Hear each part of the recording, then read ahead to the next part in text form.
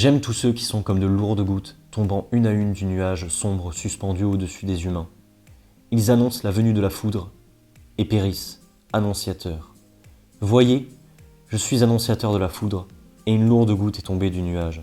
Cette foudre a pour nom le surhumain. Bonjour à tous, bienvenue dans cette vidéo. Ça fait 2 semaines que j'ai fini Ainsi parlait Zarathustra. C'est l'œuvre majeure du philosophe allemand Friedrich Nietzsche, de la fin du 19e siècle. Philosophe extrêmement connu, extrêmement célèbre, un des emblèmes de la philosophie allemande. Dans cette vidéo, je vais essayer d'expliquer l'œuvre très rapidement, et puis je vais surtout essayer de répondre à cette question qui a suscité beaucoup de contresens, beaucoup de contradictions parmi les philosophes comme parmi tous les lecteurs de Nietzsche, et qui est intrinsèque à notre époque contemporaine, qui pose encore des questions aujourd'hui, via l'écologie, via l'État, via l'environnement, via les systèmes politiques, sociaux.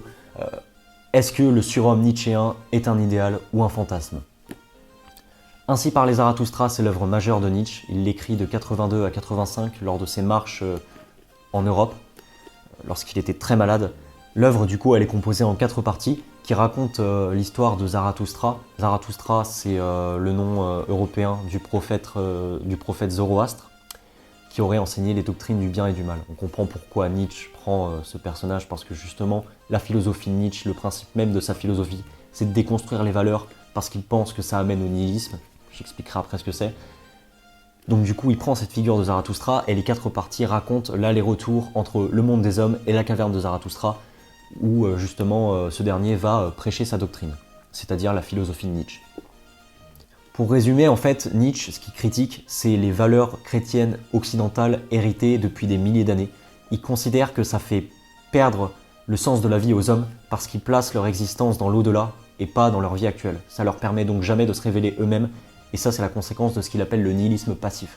C'est pour ça que Nietzsche appelle à un nihilisme actif, qui serait de se dire « Ok, j'accepte que la vie n'a aucun sens, que c'est peut-être pas dans l'espérance qu'il faut que je passe mon existence, mais dans la terre, dans mon existence actuelle. » Et c'est ça qui donne justement toute la beauté à la vie. Au passage, c'est aussi une vive critique de l'État allemand, dont Nietzsche ne cesse de parler au cours de son livre, mais ça on en reparlera plus tard. Mais surtout, ce qui nous intéresse dans cette œuvre, c'est la notion du surhomme, le surhomme nietzschéen. On va essayer de comprendre ce que c'est, et de ne pas faire l'amalgame avec ce dont se sont servis les nazis, qui ont manipulé son œuvre avec sa sœur Elisabeth Nietzsche, parce que c'est quelque chose de tout à fait différent. Mais alors le surhomme, qu'est-ce que c'est concrètement? Bah oui, parce que après s'être libéré de tout ça, que fait l'homme?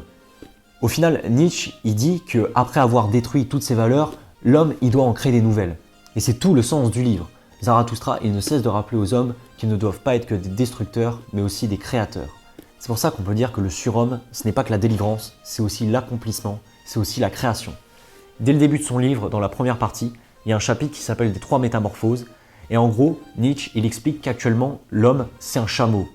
C'est-à-dire que c'est celui qui porte tous les fardeaux et qui se dirige vers le désert. Le désert, c'est le nihilisme, c'est-à-dire c'est l'absence de nouvelles choses, c'est la perte de foi, c'est la perte de vie, c'est la négation de la vie, concrètement. Par le mot foi, j'entends la volonté de puissance. La volonté de puissance, justement, c'est cette maîtrise des instincts pour être maître de soi-même et devenir soi-même. C'est un concept de Nietzsche aussi qui revient beaucoup dans le livre, mais aussi dans un de ses livres qui a été instrumentalisé par les nazis, qui s'appelle justement La volonté de puissance. Ce que dit Nietzsche, justement, c'est que le chameau doit se transformer en lion, c'est-à-dire avoir la force du lion pour se libérer de l'État et de la religion, tout ce dont j'ai parlé précédemment, pour enfin devenir un enfant. L'enfant, c'est celui qui s'émerveille face au monde, c'est celui qui a tout à découvrir, c'est celui qui a tout à créer. En fait, le surhomme, c'est celui qui doit redevenir un enfant pour Nietzsche. Ainsi parlait Zarathustra, c'est une philosophie du recommencement, une philosophie de l'éternel retour. L'éternel retour, qu'est-ce que c'est? C'est une conception circulaire du temps inspirée des stoïciens, qui en fait explique que tout ce qui a été vécu sera à nouveau répété, et tout ce qui a été avant nous sera après nous. Nietzsche, en gros, il explique que notre vie, elle est amenée à être répétée inlassablement, et l'enfant incarne cela. En redevenant enfant, l'homme crée à nouveau de nouvelles choses, de nouvelles valeurs, un nouveau monde, concrètement, une nouvelle terre. Et d'ailleurs, l'œuvre elle-même est construite de cette sorte, avec les allers-retours de Zarathustra entre sa caverne et le monde des hommes. Il y a une série qui est excellente, et un épisode de cette série qui est très bien pour illustrer l'exemple de l'éternel retour, l'épisode 10 de la saison 9 de Doctor Who, qui justement reprend ce concept de l'éternel retour. En fait, dans cet épisode, le docteur, du coup le personnage principal, est appelé à revivre éternellement son existence pour sortir de l'endroit où il est bloqué. Et c'est une sorte de boucle temporelle qui du coup incarne parfaitement le concept de Nietzsche. Parce que quand je l'explique comme ça, c'est peut-être pas trop compréhensible. Si vous avez le temps, allez voir l'épisode, c'est vraiment excellent. Cependant, il y a un problème. Parce que vous pensez bien que si c'était si simple que ça, Nietzsche n'aurait pas suscité autant de contradictions, autant de critiques.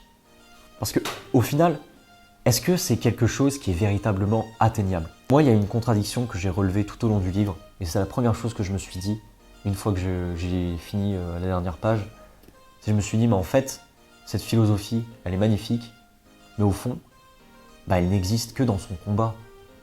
C'est-à-dire que Nietzsche, tout au long du livre, il ne cesse de répéter qu'il faut combattre la conformité, combattre le troupeau, et devenir au final le berger. Mais si tout le monde devient surhomme, est-ce que ce ne serait pas une récréation du troupeau? Et moi, c'est ça que je me suis dit, c'est qu'en fait, cette philosophie, peut-être que comme l'éternel retour, elle n'existe que dans la mouvance, que dans le mouvement. Il ne peut pas y avoir de choses figées pour Nietzsche.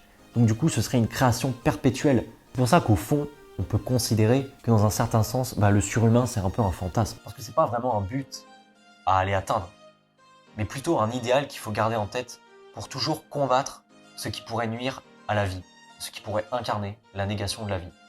C'est donc une philosophie qui est en constante évolution, qui continue de se battre contre le nihilisme, mais qui n'arrive jamais vraiment à le vaincre. Et c'est drôle parce que ça incarne aussi beaucoup de choses de la vie de tous les jours au final. Parce que on veut toujours se battre contre le malheur, contre les moments où ça ne va pas, mais si on n'avait pas ces moments dans notre vie, est-ce que notre vie aurait vraiment un sens?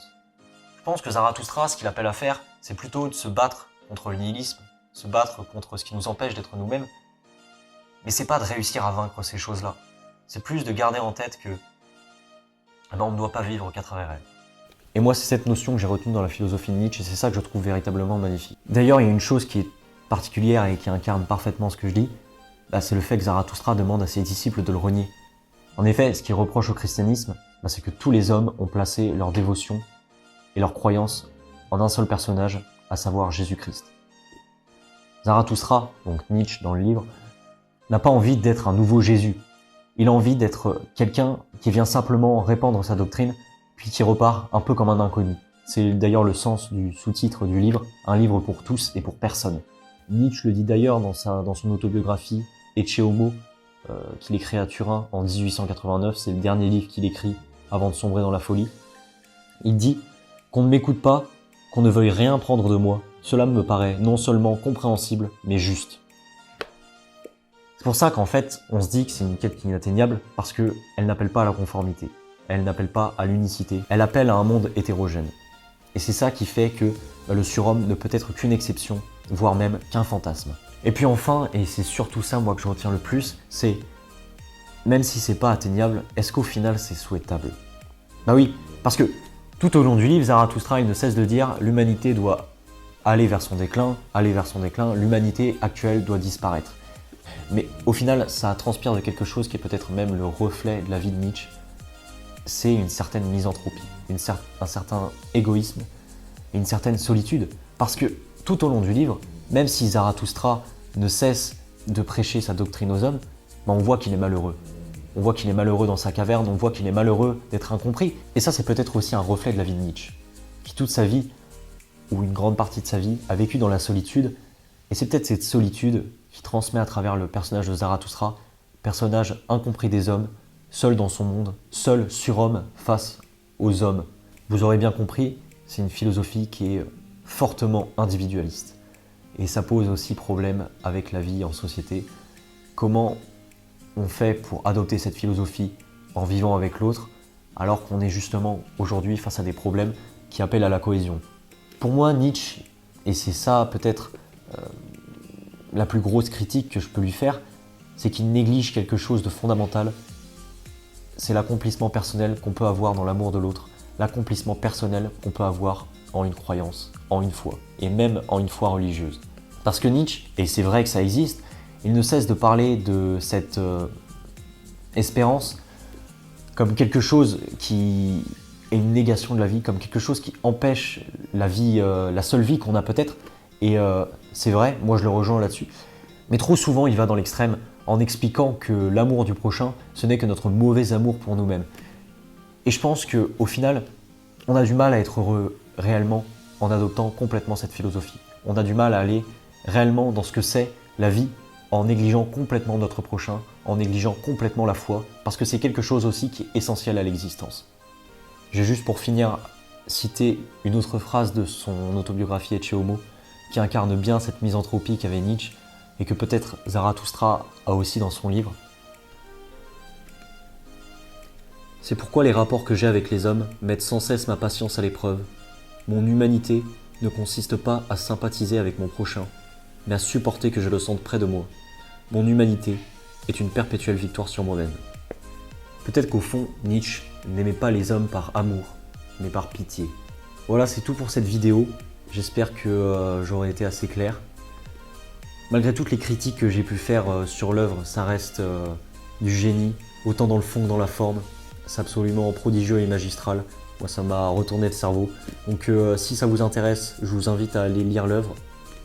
Même si c'est un peu compliqué, même si c'est écrit d'une manière un peu particulière, renseignez-vous et puis si ça vous chante, lisez-le. Vraiment, vous ne le regretterez pas.